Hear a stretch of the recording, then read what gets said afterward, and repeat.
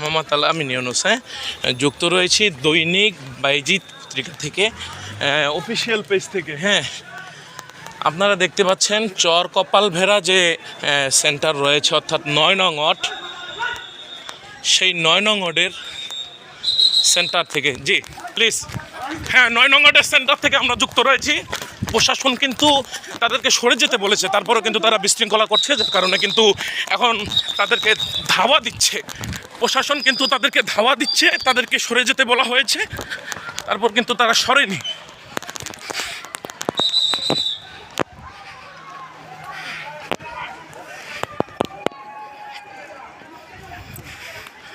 প্রশাসন তাদেরকে সেই ধাপে ধাপে বোঝানোর চেষ্টা করছে, কিন্তু তারা বোঝার চেষ্টা করেনি, যার কারণে প্রশাসন এক পর্যায়ে বিশৃঙ্খলা এড়াতে বাংলাদেশ সেনাবাহিনীর কর্মকর্তারা কিন্তু তাদের ধাওয়া দিচ্ছে।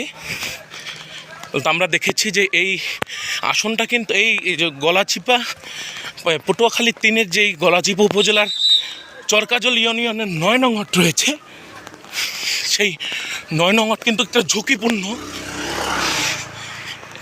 কেন্দ্র হিসেবে সবাই জানে, ঝুঁকিপূর্ণ কেন্দ্র হিসেবে।